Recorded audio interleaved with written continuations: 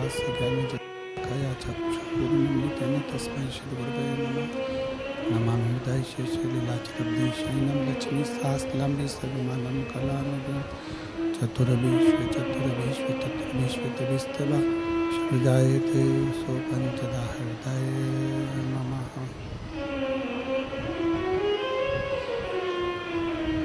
बोलो विश्वनाथ भगवान की जय हो।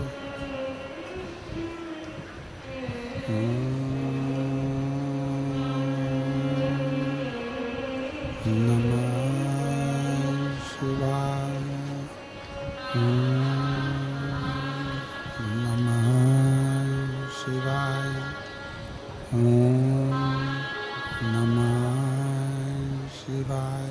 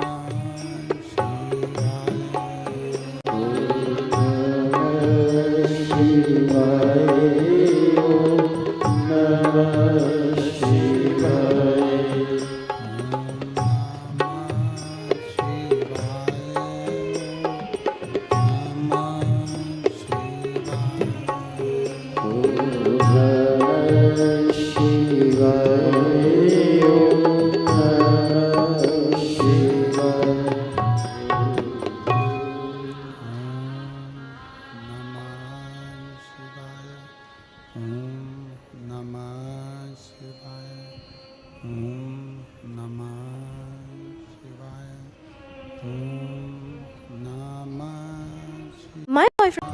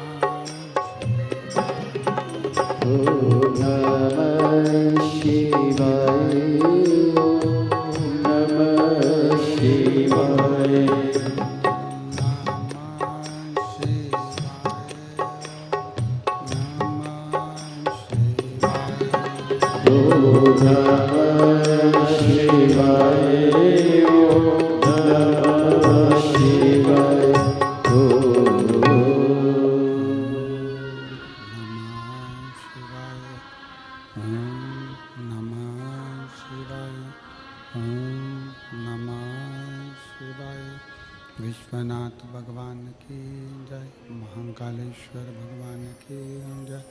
ओंकारेश्वर भगवान की जय।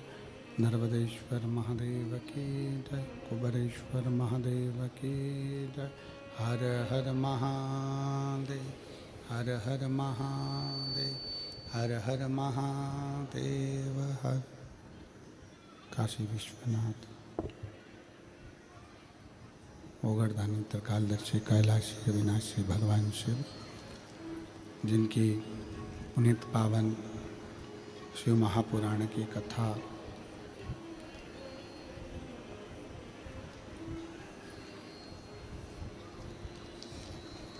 संपूर्ण विश्व के कल्याण हेतु बाबा देवाधिदेव महादेव की कृपा से, उनकी करुणा, उनकी उदारता से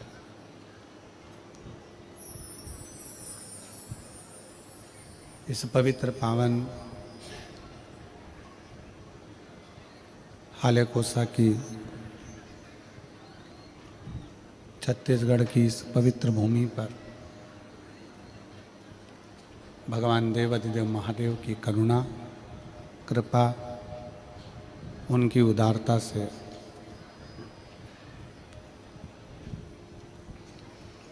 दिव्य और भव्य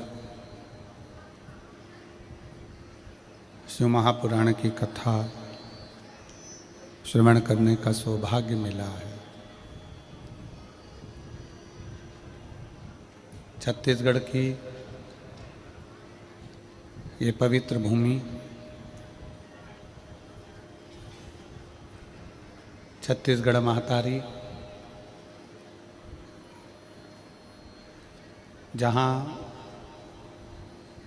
शिव तत्व को प्राप्त करने का सौभाग्य आपको और हमको सबको मिला है।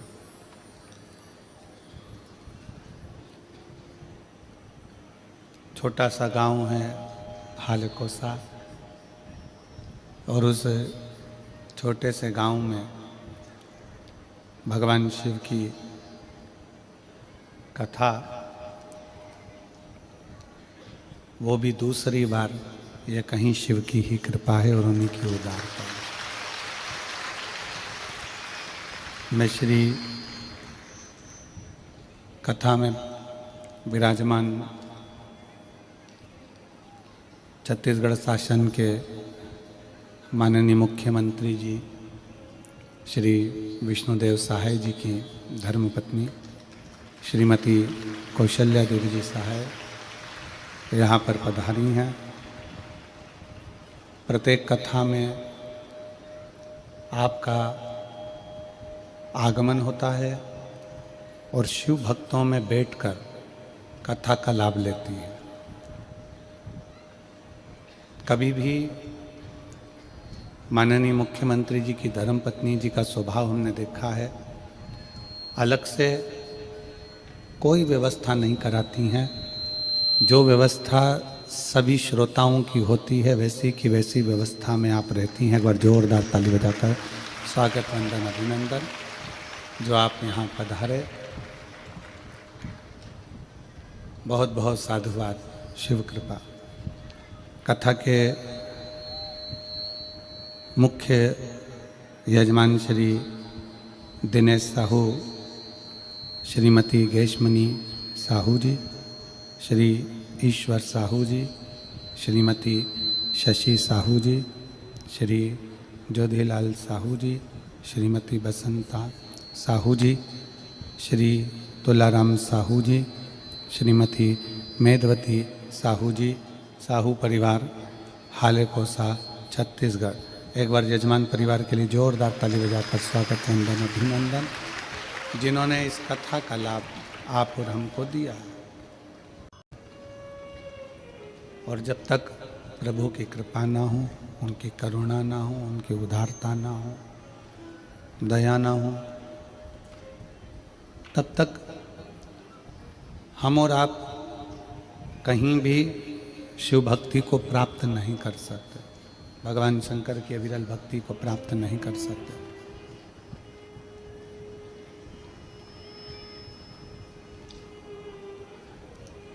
शिव का दूसरा नाम है विश्वास। भगवान शंकर का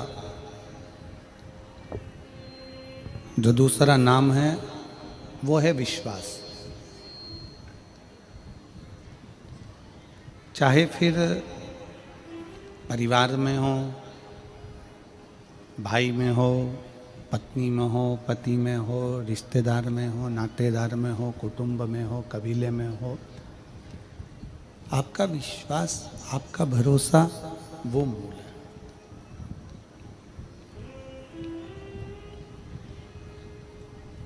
यदि विश्वास नहीं है, भरोसा नहीं है, तो फिर भगवान भी नहीं है। भगवान तब प्राप्त होता है जब व्यक्ति का विश्वास दृढ़ होता है।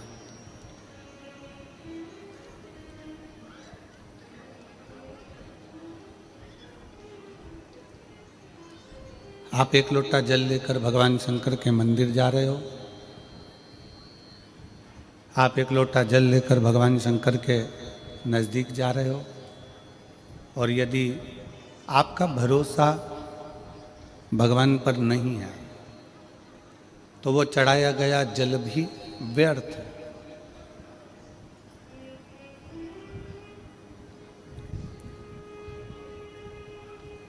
आप आए हो शिव महापुराण की कथा को श्रवण करने के लिए हाले कोसा पहुंचे हो।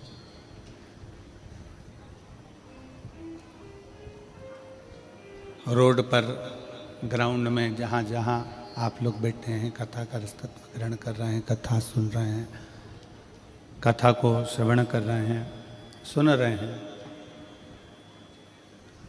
आप जहाँ जहाँ बैठकर कथा का लाभ ले रहे हो, आपका विश्वास है कि मैं कहीं पर भी बैठकर कथा को सुनूंगी तो मेरा शिव, मेरा शंकर, मेरा उघड़दानी, मेरा शंभु, मेरा त्रिकालदर्शी, कैलाशी, अविनाशी, मेरा शिव मेरी झोली खुशियों से भरेगा जरूर, ये निश्चित है।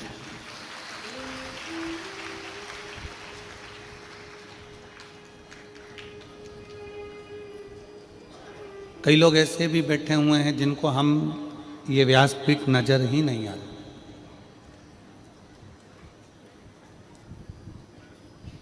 दिख ही नहीं रही।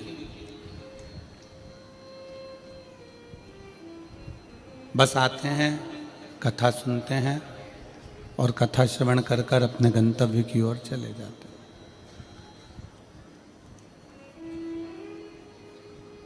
शब्द रूपी शिव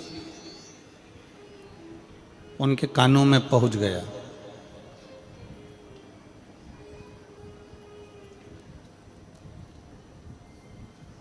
शबरी अम्बा को मेरे राम जी महाराज कहते हैं, प्रथम भक्ति संतन कर संगा और दूसरी रति मम कथा प्रसंगा। शबरी, सत्संग करो, कथा सुनो, ये मेरी भक्ति है।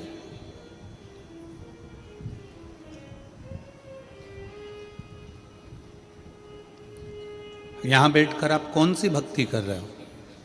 श्रवणम भक्ति, सुन रहे हो। कौन सी भक्ति कर रहे हो? सत्संग रूपी भक्ति, सुन रहे हो, सत्संग कर रहे हो। और श्रवणम, सत्संग, ये वो भक्ति है जिसके बल पर हम परमात्मा को प्राप्त कर सकते हैं।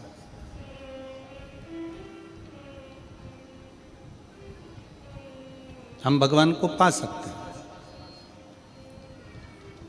रुक्मणी जी जब भगवान कृष्ण को सत्संग रूपी भक्ति से, श्रवणम रूपी भक्ति से प्राप्त कर सकती है तो क्या हम नहीं कर सकते?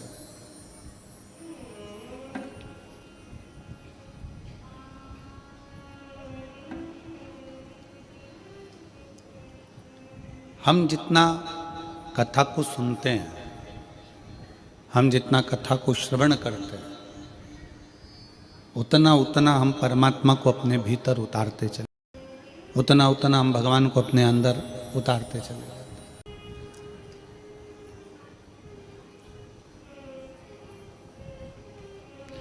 पानी सामने रखा है,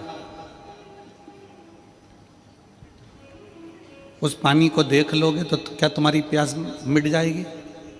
जम के बोलो जरा, हाले को सवाल है, नहीं मिटेगी। भोजन सामने रखा है, उस भोजन को केवल देखते रहोगे तो क्या भूख मिट जाएगी? नहीं, उसको ग्रहण करना पड़ेगा। पानी को पियोगे, प्यास मिटेगी, भोजन को करोगे, भूख मिटेगी। उसी तरह भजन करोगे, सत्संग करोगे, कथा सुनोगे तो हमारे भीतर का अहंकार मिट जाएगा, काम मिट जाएगा, लोभ मिट जाएगा, आसक्ति मिट जाएगी, तृष्णा मिट जाएगी और शिव हमें मिल जाएगा। तृप्ति कम मिलेगी जब ये सब समाप्त होगा।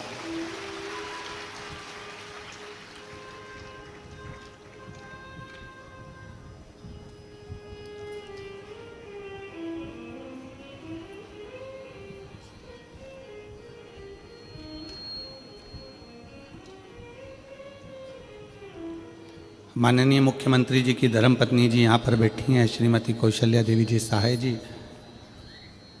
वो उनका आज का नियम नहीं है डायरी में श्री शिवाय नमस्तुभ्यम लिखना।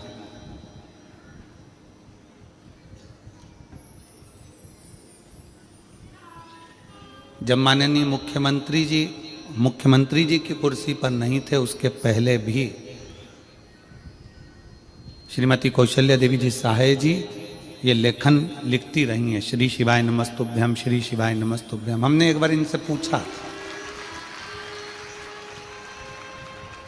एक बार हमने माननीय मुख्यमंत्री जी की धर्मपत्नी जी से पूछा कि आप इसको लिखते हो, दुनिया के लोग जपते हैं, आप लिखते हो? तो उन्होंने कहा, गुरुजी लिखने में शिव हमारे दिमाग में, दिल में और एक एक रोम में समाहित हो जाता है और वह हमारे मन का भाव श्रवण करता है, इसलिए उसको लिख लेते हैं। हम साधुवाद देते हैं जी आपको, बहुत बहुत साधुता। इसी को शिव भक्ति कहते हैं, इसी को शिव उपासना कहते हैं।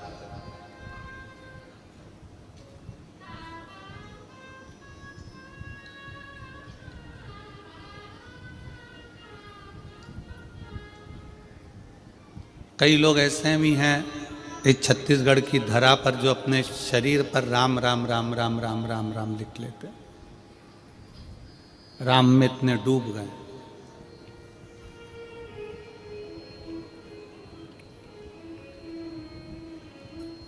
शिव को पाने का तरीका अपना अपना है।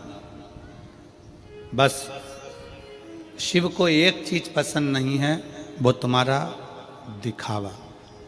और हम इस व्यासपीठ के माध्यम से आप सबको धन्यवाद देते हैं कि आप जितने कथा को सुन रहे हैं, चाहे टीवी पर सुन रहे हैं, मोबाइल पर सुन रहे हैं, फेसबुक यूट्यूब पर सुन रहे हैं, चाहे हाले कोसा की इस पवित्र भूमि पर जहाँ तुम्हें जगह मिल गई वहाँ बैठकर सुन रहे हो, आप लोगों के अंदर दिखावा नहीं है, आप लोगों के अंदर विश्वास रूपी शिव समाया हुआ है। आपके अंदर दिखावे का कोई काम नहीं।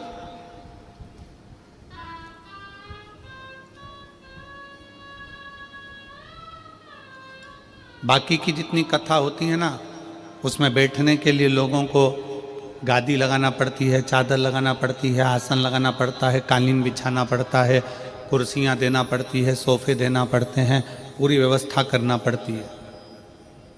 पर भारत की ये पहली कथा होती है, शिव महापुराण की कथा, जो इतने सालों से लोग टीवी पर भी सुन रहे हैं, अपने अपने क्षेत्र में भी सुन रहे हैं, कि लोग अपने घर से बिछाने का साथ लाते हैं, ओढ़ने का साथ लाते हैं, पानी की बोतल साथ लाते हैं, खाने का साथ लाते हैं, और अपनी मस्ती में जहाँ जगह मिल जाए, रोड पे मिले तो रोड पे, चौराहे पर मिले तो चौराहे पर, पुल पे मिले तो पुल पे, जहाँ उनको जगह मिलती है वहाँ बैठकर अपना आसन लगाकर कथा का रसतत्व ग्रहण कर लेते हैं। इसमें दिखावा नहीं है, इसमें भक्ति है।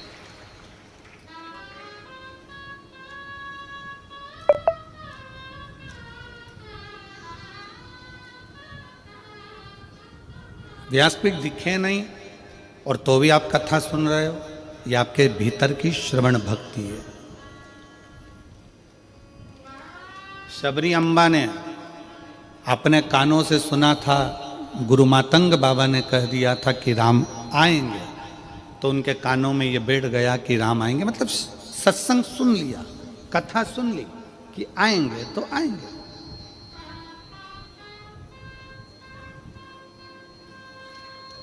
माँ कर्माबाई ने अपने गुरु के मुख से सुन लिया था कि भगवान को प्रेम से अगर भोजन कराया जाए तो भगवान सब कुछ पा लेते हैं। कर्माबाई ने वो नज़ारा भी देख लिया। मीराबाई ने अपने गुरु रविदास जी से सुन लिया था कि भगवान तो घट घट में बैठा है, जहर को भी अमृत कर देता है, तो मीराबाई ने वो भी देख लिया। मीराबाई ने वो भी देख लिया।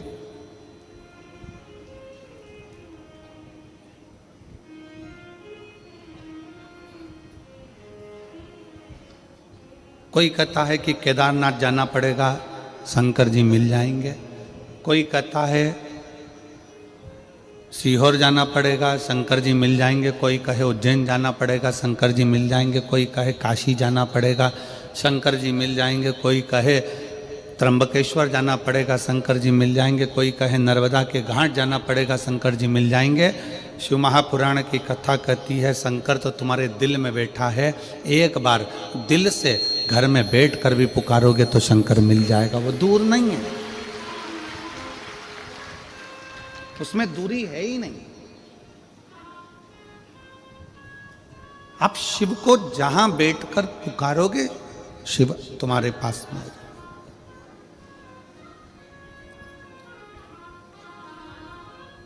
पर हमारे अंदर अहंकार इतना भर गया, काम इतना भर गया, लोभ इतना भर गया, आसक्ति इतनी भर गई, तृष्णा इतनी भर गई, वासना इतनी बढ़ गई। हमारे भीतर दूसरे का भाव लेने का, दूसरे का धन लेने का मन में इतना भाव बढ़ गया कि हम दूसरे के धन को पाकर सुखी होना चाहते होते हैं।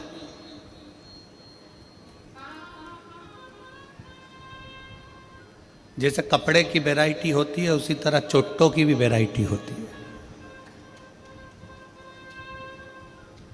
अलग अलग तरह के चोर होते हैं। किसी के घर में घुस गया बिना पूछे, वो भी जम के बोलो जरा चोर है। वो भी क्या है? चोर है। किसी का रखा हुआ सामान बिना पूछे उठा लिया, वो भी जम के बोलो चोर। किसी के घर में जाकर कोई सामान उठाकर लेकर चले गए, वो भी चोर है। वो भी चोर। घर में कोई गाजर का हलवा बना, पूड़ी बनी, खिचड़ा बना, चावल बना, भोजन बना, भगवान को दिए बिना, भगवान को बिना भोग लगाए खा गए, वो भी चोर है। घर में बूढ़ी माँ, घर में बूढ़े पिता हैं, बाजार से गजक खरीद के लेकर आए, जलेबी खरीद कर लेकर आए, आलू बड़ा खरीद कर लेकर आए, बड़ा पाव खरीद कर लेकर आए और चुपचाप से ले जाके अपने कमरे में पत्नी और बच्चों के साथ खा गए और माँ बाप को नहीं दिया, वो भी चोर। वो भी चोटे हैं, वो भी चोर। घर में बूढ़े माँ बाप बैठे हुए हैं, घर में बुजुर्ग बैठे हुए हैं, घर में बूढ़े रह रहे हैं। एक माँ बाप अपने बच्चे को अपने मुंह का निवाला निकाल कर दे देते हैं। एक माँ बाप अपने बच्चे को अपना वैभव पूरा दे देते हैं। तो बच्चों का भी फर्ज बनता है कि बुढ़ापे में और बचपन में, ये दो अवस्था ऐसी होती है जिसमें खाने की लालकता ज़्यादा होती है। बचपन में भी खाने की ललकता होती है और बुढ़ापे में भी खाने की ललकता होती है। हमारा काम, अपना काम, हम अगर अपने बच्चों के लिए कुछ लेकर आ रहे हैं, हम अपनी पत्नी के लिए कुछ लेकर आ रहे हैं बाजार से, तो एक पुड़िया अलग से अपने माँ बाप के लिए भी बंधवा कर लेकर आओ और उनको दो कि माँ ये मैं तेरे लिए लेकर आया। चोटों की गिनती में नहीं आओगे। और जो माँ बाप को बिना दिए अपने कमरे में बैठकर दोनों धनी लुगाई, दोनों पति पत्नी और बच्चे सब मिलकर खा जाएं, समझ लेना तुम बहुत बड़े चोटे हो, चोर हो। माँ बाप ने अपने बच्चों से कुछ नहीं छुपाया, दे दिया। रोटी खाने माँ बैठी है, बच्चा पास में आ गया, माँ ने अपनी रोटी का निवाला पहले बच्चे को खिला दिया। पिता कुछ खा रहा है, बच्चा आ गया, पिता ने अपना निवाला बच्चों को दे दिया।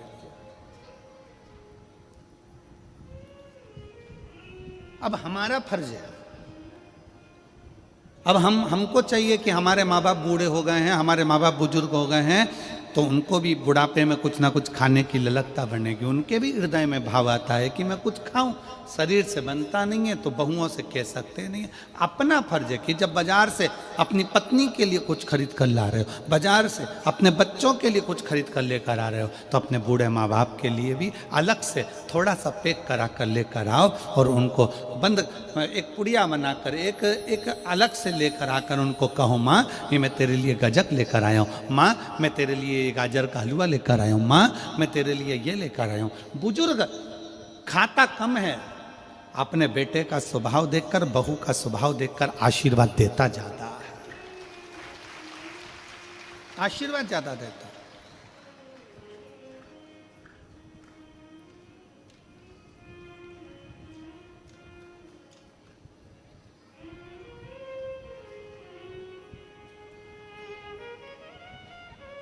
संसार सागर में एक बड़ी सुंदर कथा आती है, वायु पुराण मत्स्य पुराण की।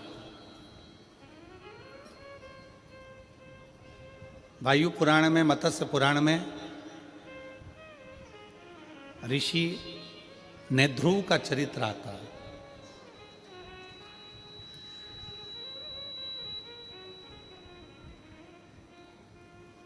ऋषि नेध्रुव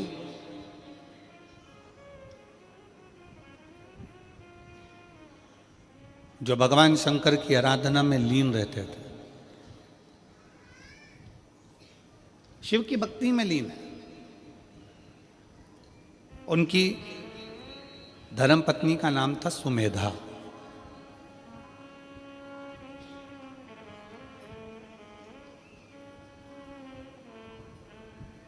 सुमेधा का एक काम था,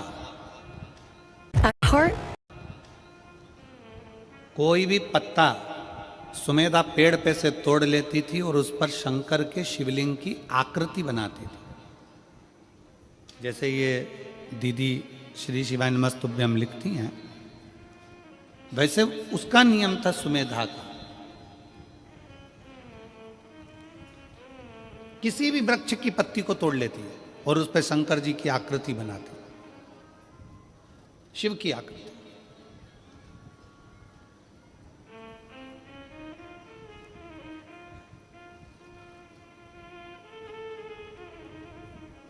उसने पत्तियां आकृति बना बनाकर ढेर सारी पत्तियां एकत्रित कर लेती थी और उन पत्तियों को फिर बाद में जल में एक एक कर कर विसर्जन करती थी, एक एक कर कर जल में विसर्जन करती सुमेधा।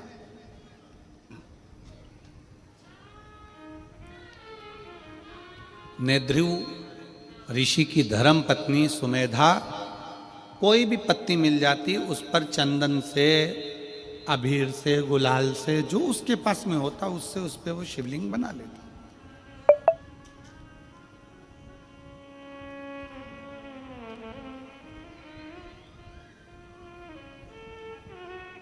एक बार वो कहीं बैठी थी, शिवलिंग की आकृति पत्तियों पर बना रही थी, अपनी मस्ती में बैठी थी।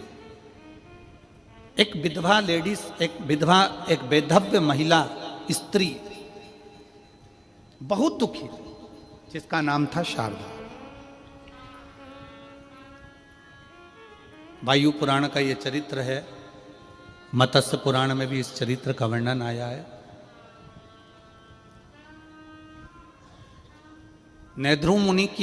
नेध्रुव ऋषि की धर्मपत्नी सुमेधा पत्ते के ऊपर शिवलिंग की आकृति बनाती है, शिवलिंग की आकृति।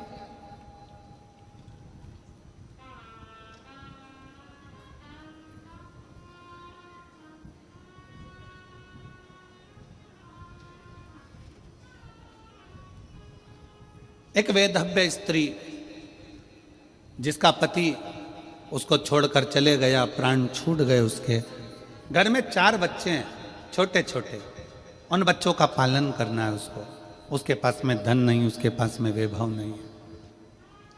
पूरे गांव नगर नगर घूम घूम कर काम मांगती है कि मुझे कोई काम मिल जाए, मुझे कोई ऐसा कार्य बता दो जिससे मेरा जीवन कट जाए, अच्छे से निकल जाए, मैं बहुत दुखी हूं। पूरे गांव-गांव में घूमने के बाद में वो जहाँ पर सुमेधा बैठकर शिवलिंग बना रही थी, सुमेधा बैठकर पत्ते के ऊपर शिवलिंग की आकृति बना रही थी, वहां पर जाकर खड़ी हो गई, वहां जाकर खड़ी है।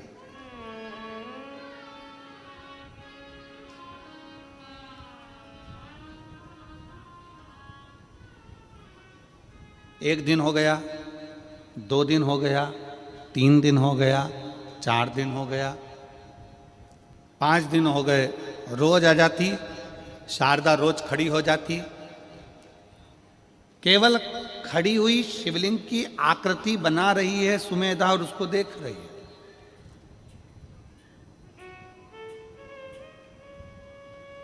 अब उसने क्या देखा कि सुमेधा ने जैसे शंकर की आकृति बनाई और पत्ते को नीचे रखा, दूसरा पत्ता उठाया, फिर लिखा, फिर आकृति बनाई, फिर पत्ता रखा, फिर आकृति बनाई, फिर पत्ता रखा। इतने में शारदा ने क्या देखा कि एक इल्ली उस पत्ते के पास में गई। एक इल्ली, छोटी सी इल्ली उस पत्ते के पास में गई।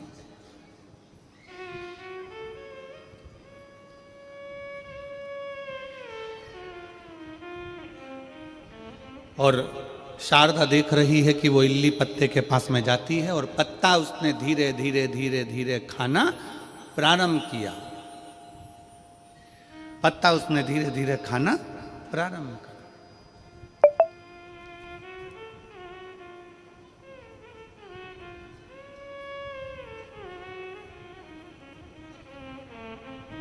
कुछ देर तक शारदा देखती रही। उसने क्या देखा कि पत्ते को जैसे ही इल्ली ने खाना प्रारंभ करा और वो शंकर का जो शिवलिंग सुमेधा ने बनाया था, इल्ली खाते खाते वहाँ पर पहुँची है। उतनी देर में इल्ली के प्राण छूट जाते हैं और वो एक मनुष्य की आकृति धारण कर कर, कानों में कुंडल, गले में माला पहनकर सामने से देव योग से बैकुंठ लोक की ओर, इस मृत्यु लोक से जा रही है। एक इल्ली, एक छोटी सी इल्ली पत्ते को खाई और बैकुंठ को जा रही। शारदा को बड़ा आश्चर्य हुआ। मैं जंगल जंगल घूम रही हूं, नगर नगर जा रही हूं, गांव गांव जा रही हूं, सबसे प्रार्थना कर रही हूं, मेरे बच्चे भूखे हैं, भोजन चाहिए, मेरे बच्चों को क्या खिलाऊंगी? पति चले गया, मैं अकेली मेरे बच्चों को कैसे पालूंगी? नेत्रों से नीर बह रहा है। 5 दिन तक उसने लगातार यही लीला देखी। उस पत्ते को इल्ली खाती चली जाती, कोई जीव खाता चले जाता, कोई बकरी खाती चली जाती। उसने बड़ा विचित्र देखा। आखिरी में 7 दिन निकल गए और 7 दिन के बाद में वो अपने हाथ जोड़कर सुमेधा के सामने जाकर खड़ी हो गई। सुमेधा के सामने विनय करने के लिए सुमेधा से कहा, ए बहन, मेरे को एक बात कहना। सुमेधा ने कहा, तुम कौन हो? मेरा पति चले गया, शांत हो गया, मैं वेधव्य हूं, विधवा हूं।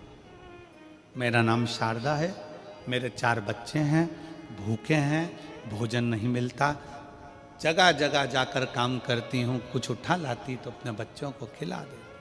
बहुत दयनीय स्थिति है मेरी। मैंने देखा है आप पत्ते पर कुछ बनाती हो। सुमेधा मुस्कुराकर कहती है, मैं शिवलिंग बनाती हूं। शिवलिंग? हाँ। इससे क्या होगा? तो कहा, मेरे पति ने, ध्रुव ने मुझे बताया था कि अगर शंकर का शिवलिंग किसी जगह अंकित किया जाता है तो वह अंकित किया गया शिवलिंग भी हमें तेज बल और तप प्रदान करता। आप लोगों ने कभी देखा है कि एक राम नाम लेखन की बैंक भी होती है? आप लोगों को मालूम है? ऐसी किताब मिलती है, उसमें राम राम राम राम राम राम राम राम लिखते हैं लोग। नमः शिवाय लिखते हैं लोग। ओम नमः शिवाय लिखते हैं लोग। श्री शिवाय नमस्तुभ्यम, श्री शिवाय नमस्तुभ्यम लिखते हैं। कौन कौन ने देखी? जरा हाथ उठाओ। देखिए आप लोगों ने, ऐसी किताब मिलती है, पर्चा मिलता है, उसमें आपको लेखन करना पड़ता है। उसका फल क्या है?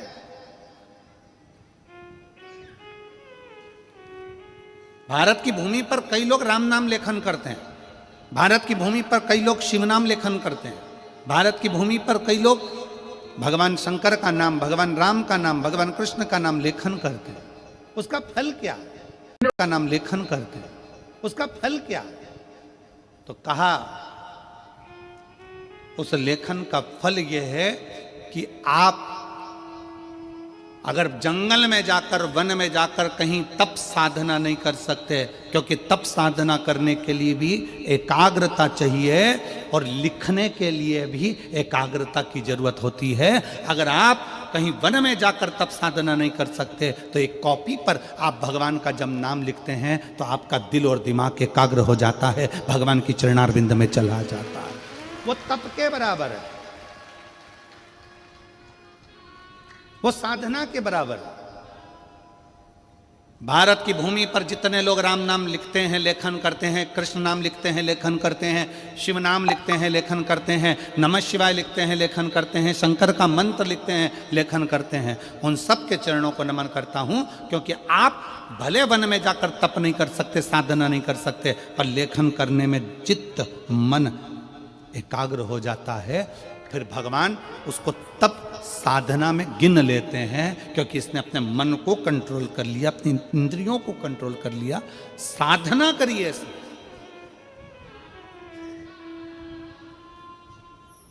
मन को संयमित करा इसने।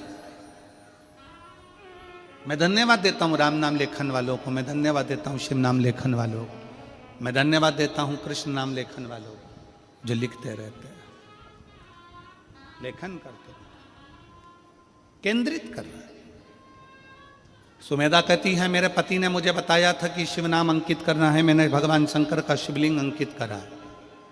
जब से मैंने अंकित करना प्रारंभ करा तब से मेरे बाबा ने मेरे ऊपर करुणा करना प्रारंभ करी। मैं देखती हूँ कि इल्ली उस पत्ती को खाती है तो बैकुंठ चली जाती है, बकरी उस पत्ती को खाती है तो बैकुंठ चली जाती है, उस पत्ती को जो खाता है वो परम पद की ओर चले जाता है। मुझे समझ में नहीं आता, पर मैंने अपने पति का कहना माना। तब पूछा मैंने एक बार अपने पति से कि ये पत्तियां खाने वाला जीव परम पद की ओर कैसे चले जाता है? तो मेरे पति ने ध्रुव ने कहा कि जब तुम दिल, दिमाग, मन, चित्त, वृत्ति सब एक जगह लगा लेते हो तो हजारों हजार तप करने के बराबर तुम्हारी लेखन की मुद्रा हो जाती है और उसका फल उस जीव को प्राप्त हो जाता है। लेखन की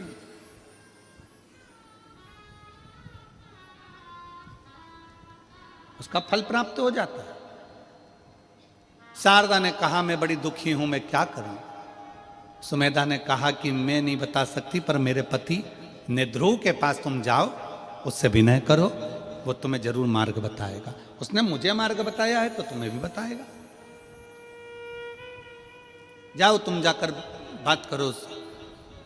शारदा भगवान का नाम जपती जपती ने ध्रुव के पास पहुंच गई। ने ध्रुव बैठे तप साधना में थे, उन्होंने तुरंत पूछा मां तुम कैसे आई?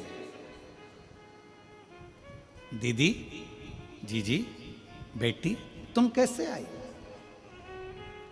एक संत, एक साधु, सन्यासी, तपस्वी, साधक, उपासक, पक्का शिव भक्त, पक्का भगवान का उपासक, संत, साधु, सन्यासी, तपस्वी, तप करने वाला, साधना करने वाला, कोई संत, कोई महात्मा, कोई भी होगा ना, स्त्री को मां कहकर संबोधित करता है, क्योंकि उसके सामने भले युवान स्त्री भी खड़ी होती है ना, तो वो साधु हमेशा उसको मां ही कहता है।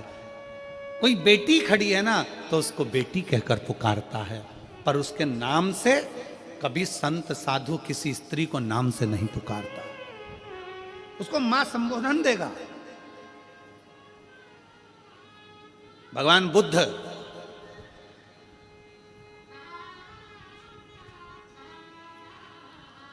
बुद्ध जब अपने परिकरों ने कह दिया क्या आप भिक्षा आपके दरवाजे से भी मांग सकते हो?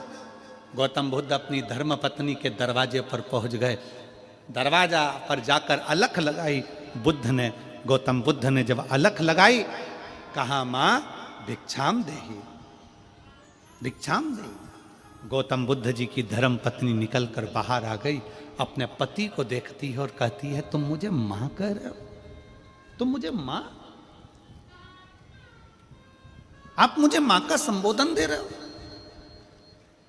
गौतम बुद्ध ने कहा संसार की जितनी नारियां हैं, संसार की जितनी स्त्रियां हैं, एक साधु के लिए, एक तपस्वी के लिए मां के तुल्य है।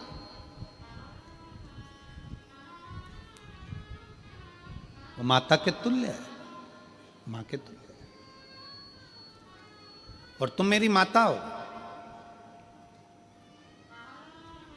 भारत की प्रत्येक बेटी, भारत की प्रत्येक स्त्री, भारत की प्रत्येक नारी अपने बेटे को भोजन कराए, चाहे अपने पति को भोजन कराए, चाहे अपने ससुर को भोजन कराए, चाहे अपने जेठ को भोजन कराए, चाहे अपने देवर को भोजन कराए, चाहे अपने नंदोई को भोजन कराए, चाहे अपने मामा को भोजन कराए, चाहे अपने फूफा को भोजन कराए।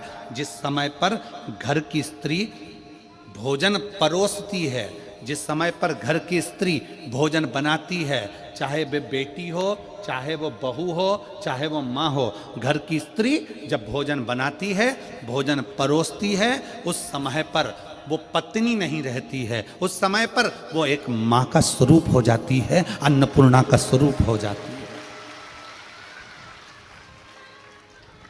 इसका प्रमाण है हमारा काशी,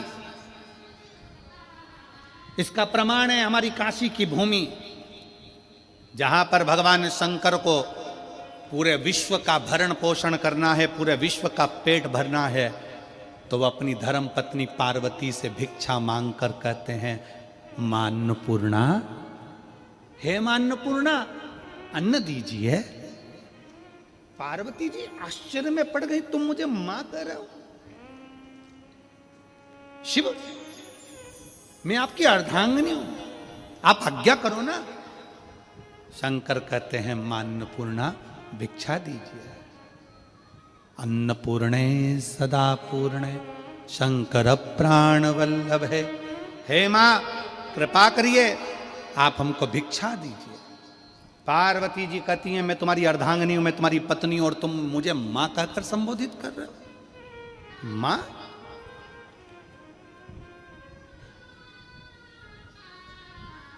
शंकर जी कहते हैं जिस समय पर स्त्री अपने पति को भोजन देती है, जिस समय पर स्त्री अपने पति को अन्न का भाग देती है, जिस समय पर स्त्री अपने पति को भोजन कराती है, उस क्षण प्रत्येक संसार की स्त्री मां बन जाती है, अन्नपूर्णा बन जाती है। माता भिक्षाम देई, भिक्षा दीजिए। माता भिक्षाम देई, भिक्षा दीजिए।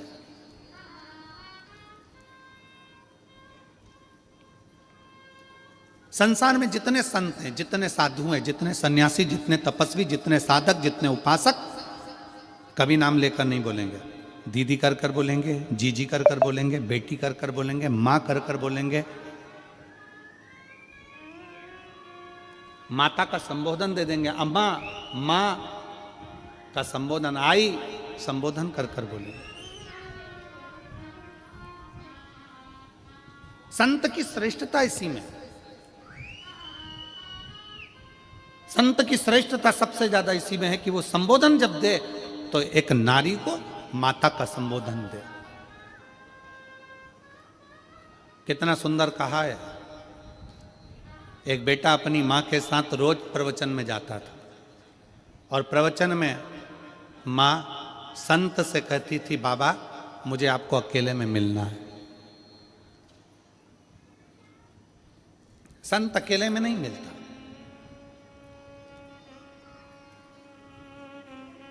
स्त्री रोज कहती है बाबा मुझे तुमसे अकेले में मिलना है, महाराज मेरे को तुमसे अकेले में मिलना है। संत मना कर देते, हम नहीं मिले। एक दिन बेटे को गुस्सा आ गया और बेटे ने कह दिया बाबा जी आप सबसे मिलते हो, मेरी माँ से क्यों नहीं मिलते? कहा बेटा तुम्हारी माता मुझसे अकेले में मिलने को कहती है, मैं अकेले में नहीं मिलना चाहता। तो अकेले में मिलने में दिक्कत क्या है? संत ने कहा एक काम करना, कल तुम अपनी माता का एक कपड़ा, जहां पर मेरे कपड़े सूख रहे हैं उस कपड़े के पास में लाकर अपनी माता का एक कपड़ा डाल दे। तुम्हारी माता का एक कपड़ा लेकर आना, जहां मेरे कपड़े सूख रहे हैं उन कपड़ों के पास में माता का कपड़ा डाल देना। बेटा गया, माँ का कपड़ा उठाकर लाया और जहां संत के कपड़े सूख रहे थे एक डोरी पर, उसी के पास में माँ का कपड़ा डाल दिया। प्रवचन चालू हुआ, सब लोग कथा में आए। एक का ध्यान चले गया संत के कपड़े पर। उसने दूसरे को कोनी मारकर कहा कि संत के कपड़े के पास में स्त्री का कपड़ा। दूसरे ने तीसरी से कहा संत के कपड़े के पास में स्त्री का कपड़ा। तीसरे ने चौथे से कहा। पूरे नगर में बात फैल गई कि ये महाराज अच्छा नहीं है, स्त्री का कपड़ा इसके कपड़े के पास में है, मतलब इसका संग स्त्री के साथ है। सब कथा छोड़ छोड़ कर चले गए।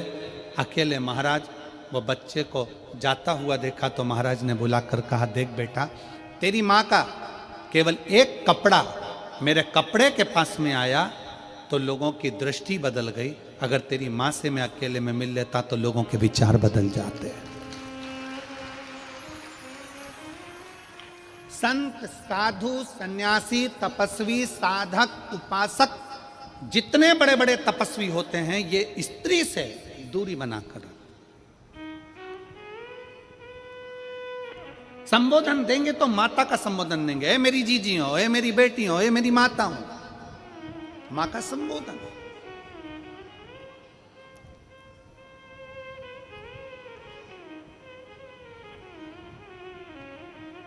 संबोधन दिया जाता है तो मातृत्व भाव।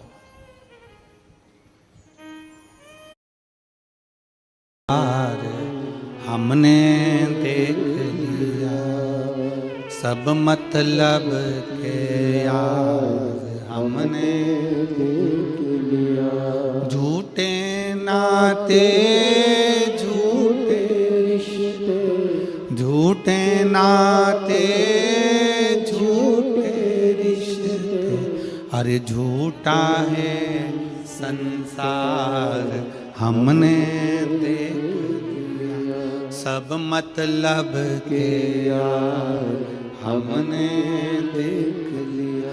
एक संत की सबसे बड़ा प्रबलता एक संत की होती है कि वो स्त्री को मां कहकर संबोधित करता है, मातृत्व भाव में देखता है।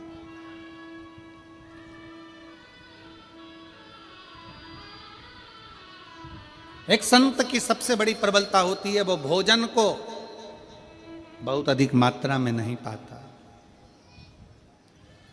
त्याग की भावना होना चाहिए। त्याग की भावना। उपास करते हो आप लोग? कोई सा भी उपास करते हो? कभी महीने, 4 महीने, 6 महीने, 1 साल में कोई सा उपास रखते होगे? अरे हाथ तो हिलाओ जरा, सही है? रखते हो सब लोग? रखो जरा। खाते ही खाते हो कि भूखे भी रहते हो? जम के बोलो जरा। थोड़ा भूखे रहते हो।